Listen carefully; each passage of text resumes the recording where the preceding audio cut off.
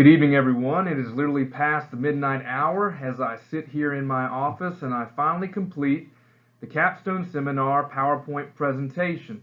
And yes, I can hardly believe it, just like you. But a little background information on myself and why the MPA program. I'm from Clarendon County, South Carolina, a rural area in the state, but one that has a rich history in both civil rights and education, two topics that I've always been passionate about and always had an interest in.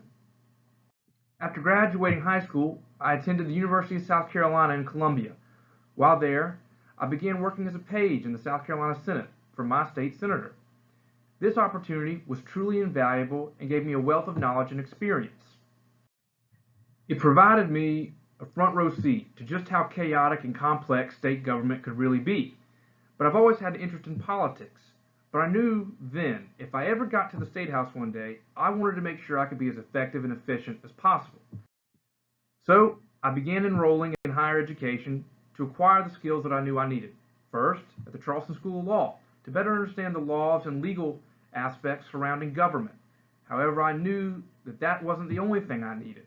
So I then enrolled at the College of Charleston to obtain a Master in Public Administration degree.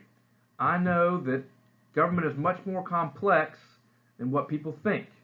However, I want to be someone who can solve the problem and make it better. The MPA program provides students with the ability to do that through teaching the students the 5 core competencies from NASPA. I firmly believe that I obtained the knowledge of these 5 core competencies because of the core curriculum offered by the program.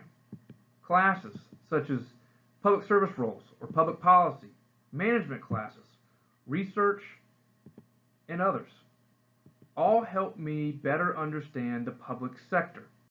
I have also been able to apply this knowledge in a practical sense. For example, public service roles and public policy provided each student with autonomy to research their own desired topic.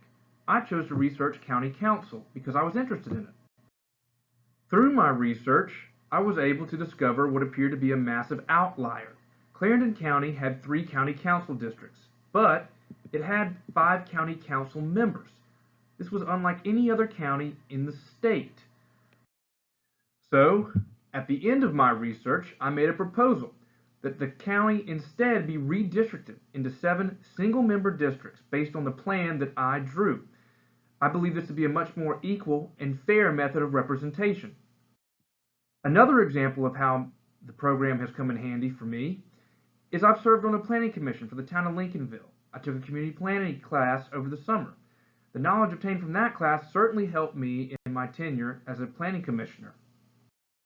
But my degree has certainly been the most valuable to me in my new position as a school board trustee for Clarendon County School District 4. The reason is because it's a consolidated board, one that is currently consolidating 2 school districts into 1. However, Clarendon School District 1 and School District 3 will not legally be consolidated until next summer in July 2021.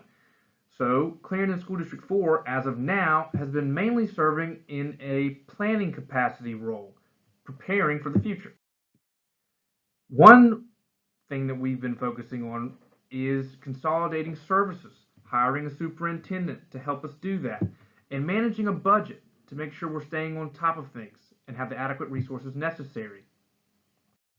The MPA program has also benefited me much more than I ever could have expected in the legal career. My past position as a law clerk and current position as an assistant solicitor for my county have shown me that the legal field is much more administrative than I ever could have thought.